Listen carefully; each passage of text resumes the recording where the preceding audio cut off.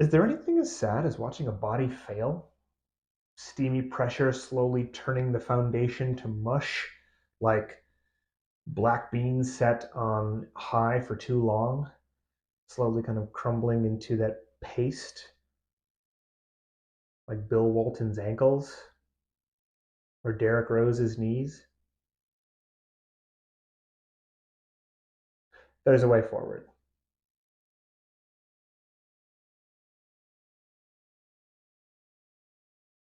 On today's episode, black bean wild rice burgers, and on the NBA side of things, oft injured all-star players.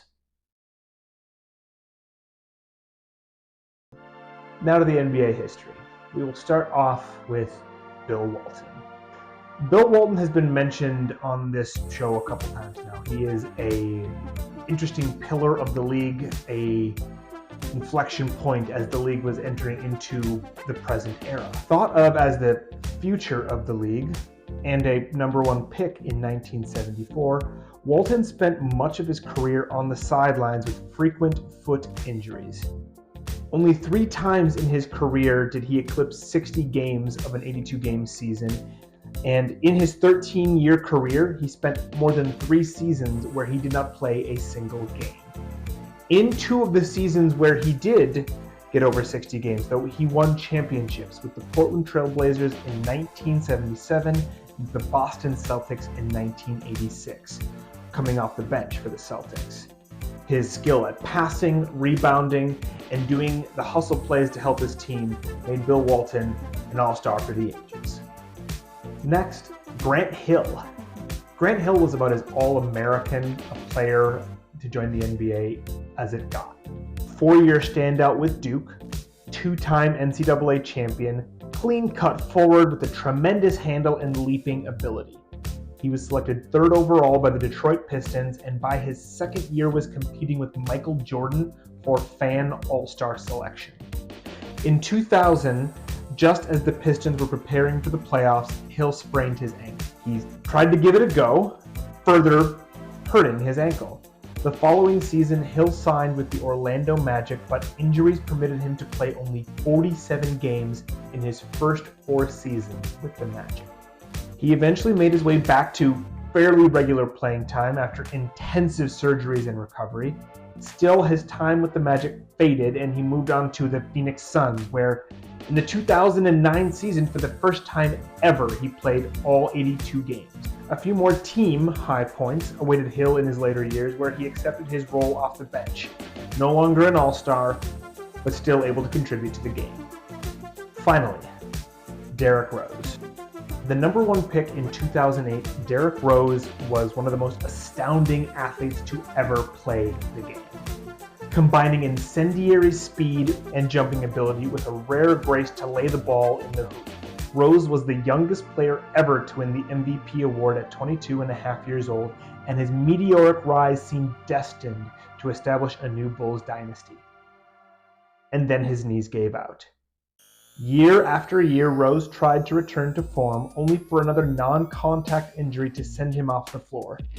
Stops around the league hinted at a quickly fading player until his old coach Tom Thibodeau brought him to Minnesota. After a 50-point performance, Rose started to show some of his old form, this time in limited minutes off the bench, still capable of imprinting himself on the game when called upon. Before you go too far or skip ahead or whatever you do when you think ads are coming at you, if you could take some time, follow, like, subscribe, anything you could do to help the channel, always appreciated. Leave a comment below if you like what you see. Leave a comment below if you don't like what you see and what you'd like to see more of. If you disagree with what I selected or picked in here, tell me what you would pick instead. I'd love to keep the discussion going.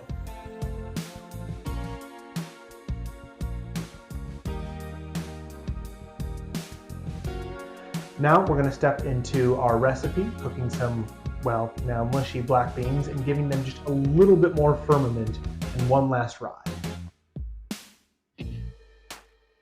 Chop the veggies and preheat a pan. Saute the veggies in the pan for 3 to 4 minutes until they soften. Add the black beans and continue to saute for 2 to 3 minutes. While sauteing, add 2 eggs to the wild rice and mix to coat. Pour the veggies and about a half a cup of water into a blender and blend until near smooth. Pour the black bean and veggie paste into the wild rice bowl, add the spices and breadcrumbs and mix until incorporated. Hand pat out into patties and place on parchment paper. Well, that's a tongue twister. Add the patties to the pan and cook for 3 minutes on each side or until browned on each side. Add the parmesan to the heated pan, flipping after 30 to 45 seconds.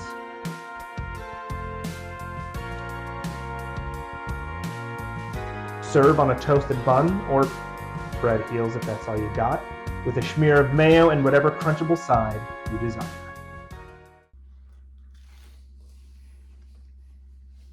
Tastes pretty good.